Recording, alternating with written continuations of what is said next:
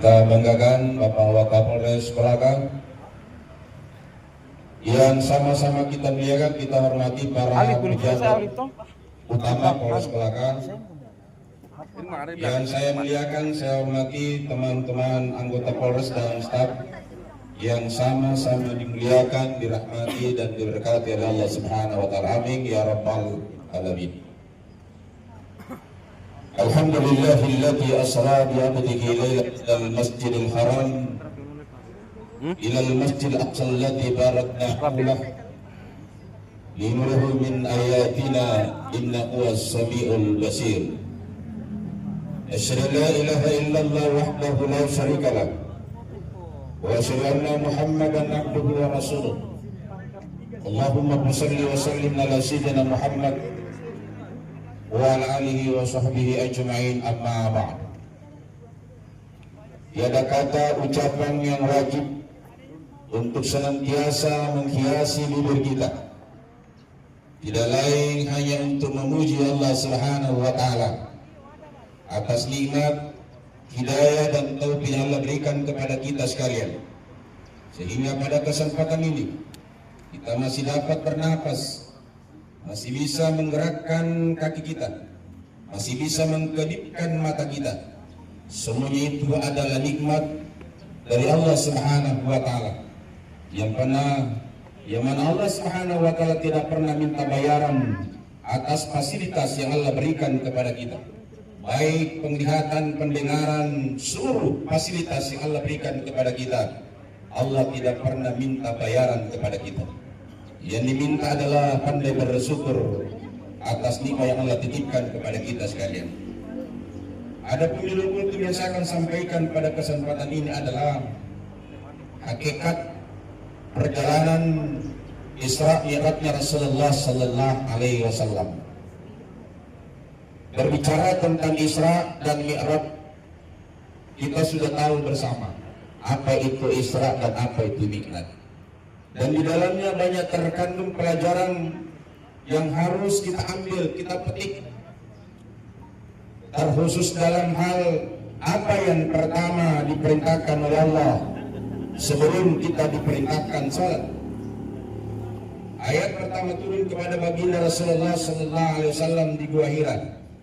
Bukan perintah salat, bukan perintah puasa, bukan perintah zakat, bukan perintah haji. Yang pertama diperintahkan sebelum diperintahkan kita salat adalah membaca Iqra. Apa yang harus kita baca? Bismi Rabbika. Jadi tujuan kita diciptakan yang pertama adalah Bismi Rabbika. Banyak membaca, banyak berzikir, mengingat kepada Allah Subhanahu wa taala. Yang mana yang harus kita baca? Sebelum kita diperintahkan salat, yang pertama diwajibkan adalah Subhanallah walhamdulillah wa la ilaha illallah wallahu akbar wa la haula wa la quwata illa billah. Inilah yang pertama diwajibkan sebelum kita diwajibkan salat. Lantas apakah lagi yang diwajibkan setelah itu? Bukan perintah salat. Perintah yang kedua adalah innallaha wa malaikatahu yusalluna 'alan nabi ya ayyuhalladzina amanu shallu 'alaihi wa sallimu taslima.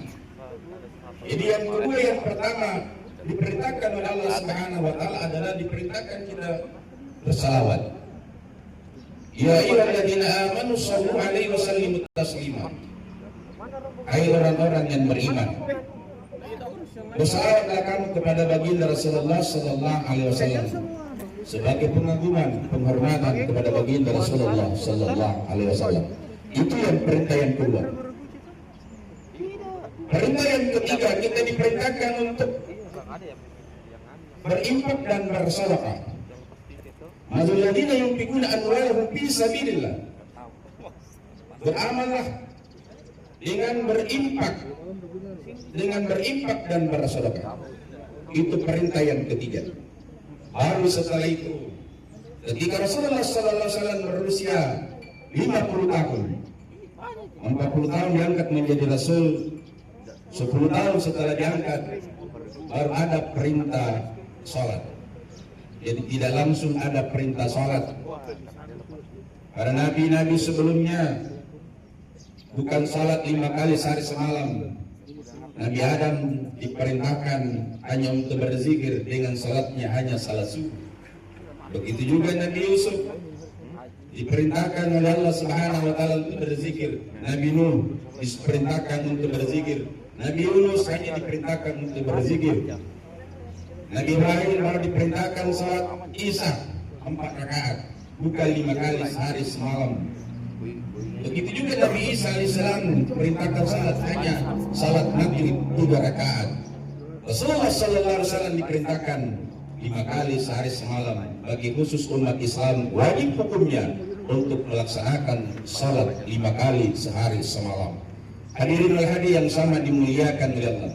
Kapan ada perintah haji? Nanti setelah Rasulullah sallallahu alaihi wasallam berada di Madinah, beradab turun untuk melaksanakan haji. Sehingga Rasulullah SAW ketika berada di Madinah, dia datang ke Baitullah untuk melaksanakan haji.